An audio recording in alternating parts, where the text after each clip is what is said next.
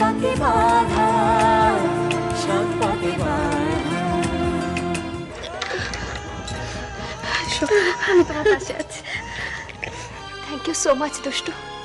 Thank you কেন মুন্নি, ভাগ্যিস তুমি এসেছো। মাকে তো সামলানোই যাচ্ছিল না। তুমি একটু মায়ের পাশে বসো, আমি আসছি।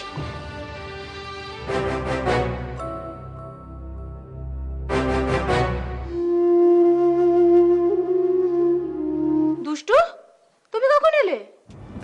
এই তো এই মাত্র। তাই এসেছো, খুব ভালো করেছো ভাই। মা তো দুষ্টু দুষ্টু করে একবারে অসুস্থ হয়ে পড়লো। আর যেও না জানো, ওষুধপত্রের যা দাম বেড়েছে, দীপু বেচারি খুব অসুবিধায় পড়ে যায়। কি ঘুম পেয়েছে, যাই ঘুমোতে। কাল সকাল হলে মাকে নিয়ে হাসপাতাল যাবো। বাবা,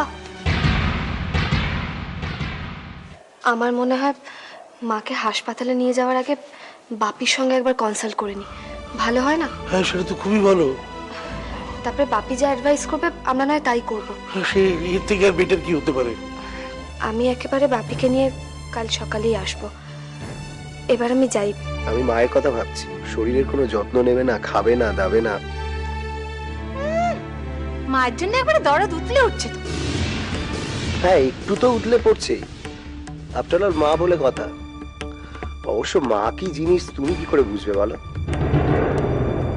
তোমরা না হয় এখন মাকে বলো না যে আমি ফিরে গেছি। ও মা, তা কেমন করে হয় দুষ্টু? মা তো সারাক্ষণই খালি দুষ্টু দুষ্টু করছেন। মাকে আমরা কতক্ষণ এভাবে মিথ্যে বলবো বলো? দুষ্টু, দেখো না তোমাকে কি বলতে চাইছেন মা। কিন্তু দাদা, অনেক তো রাত হয়ে গেল, তাছাড়া আমাকে তো এবার ফিরতে হবে। ও, ব্যাপারটা কি বলতো দুষ্টু? কথাটা কি তুমি বুঝছো না নাকি বুঝতে চাইছো না? সবাই তোমায় এতবার করে থাকতে বলছে, মা তোমায় দেখতে চাইছে, আর তুমি বলছো চলে যাবে। কোন আটকেলা বলো তো? রাজা, কি হচ্ছে কি এসব? হ্যাঁ, এটা সময় এসব কথা বলা?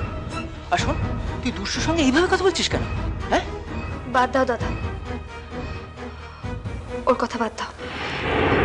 পৃথিবীতে এমন কেউ কেউ থাকে যে জোর করে নিজের অধিকার ফলানোর চেষ্টা করে।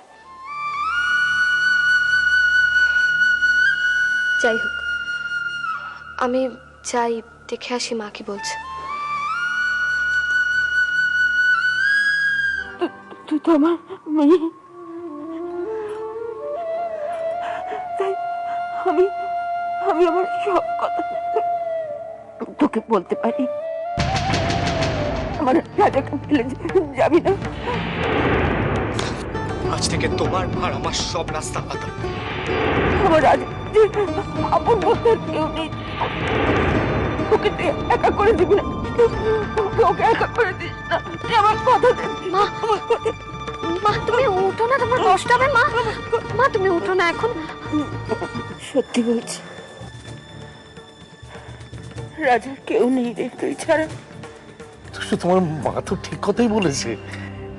দেখো, বিয়ের পরে প্রত্যেক স্ত্রীর কাছে যেমন তার স্বামী আপন, স্বামীর কাছেও তেমনি তার স্ত্রী আপন।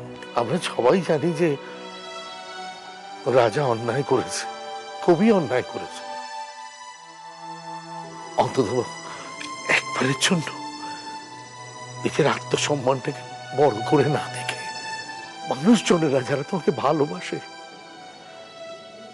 তাদের কথাটাকে একটু বড় করে দেখো মা।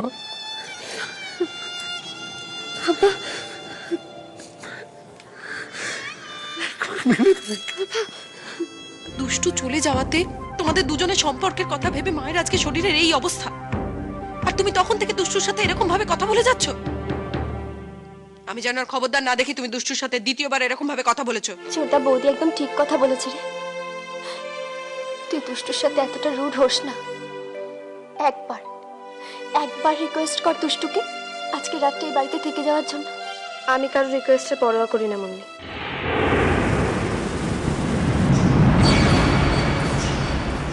পাকে বাঁধা।